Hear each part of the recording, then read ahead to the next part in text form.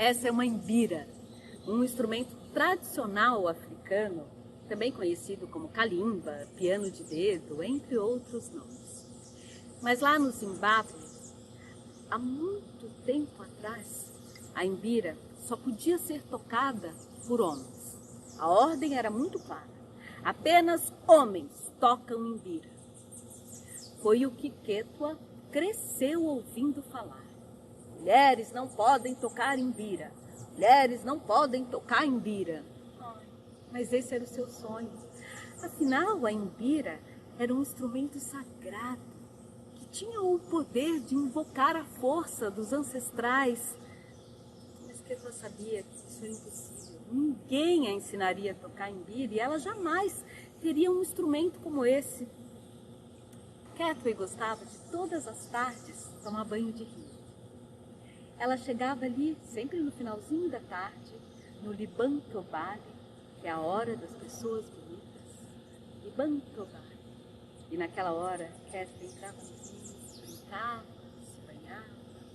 E foi numa dessas tardes, bem na hora das pessoas bonitas, que Ketua entrou na água do rio. E na hora que ela entrou, uma onda foi levantando, se transformando em braço, mão, e entregou a Ketua um presente. Sim, uma imbira. Ketua mal podia acreditar. Estava toda molhada, mas em perfeito estado. Um presente do rio. Ketua enrolou aquela imbira no seu manto e foi correndo com ela para casa. Um presente do rio. Mas quem a ensinaria a tocar imbira? Isso jamais poderia acontecer. Mas Ketua não ia desistir. Ela ia aprender a tocar sozinha.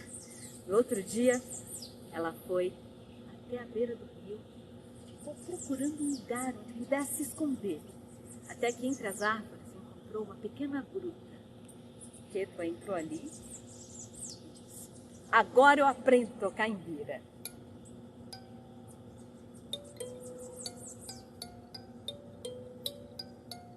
Nossa, mas era mais difícil do que ela imaginava. Parecia impossível. Ketua passou dias e dias e dias ali, dias tentando tocar a imbira, mas não conseguia. Ela até chegou a pensar que talvez as pessoas tivessem razão e aquele fosse um instrumento destinado apenas a ser tocado por homens. Não, Ketua não ia aceitar aquilo, não. Ela ia aprender a tocar imbira. E todas as tardes ela se dedicava a tocar, de alguma forma, a sua imbira, mas sem sucesso.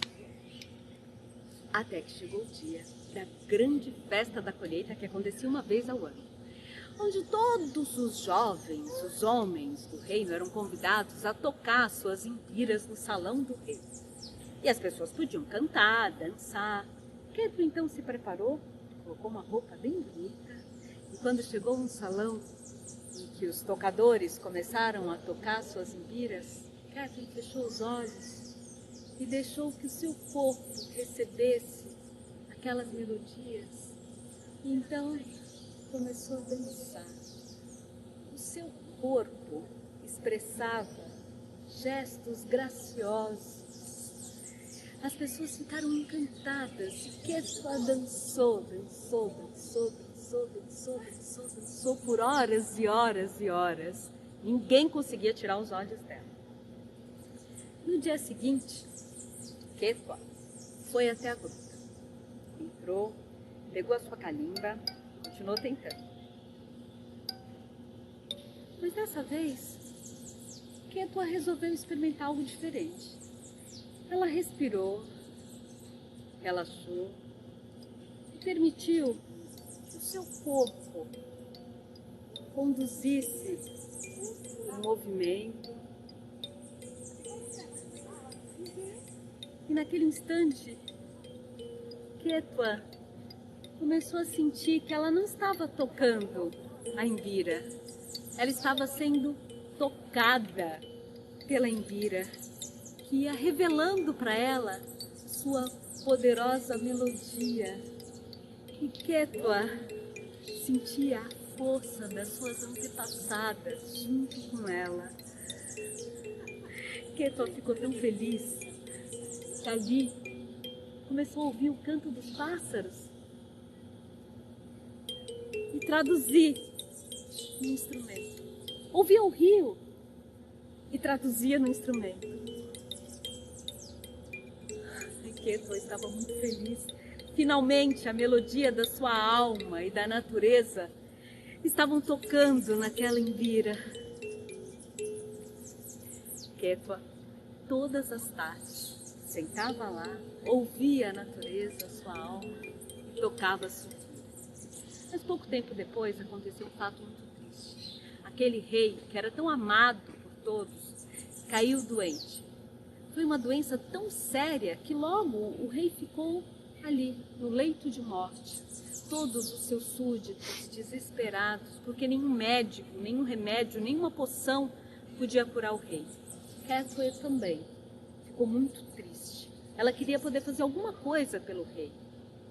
Naquela tarde, ela resolveu ir até a sua gruta, sentou, com seu coração angustiado, começou a tocar.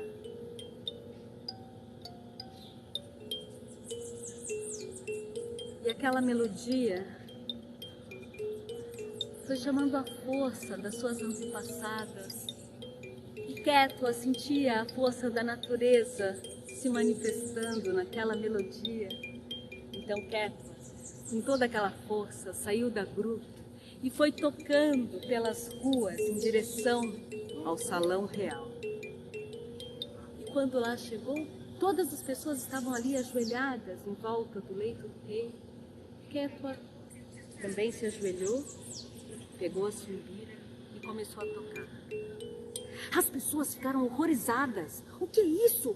Uma mulher tocando imbira? E ainda diante do rei?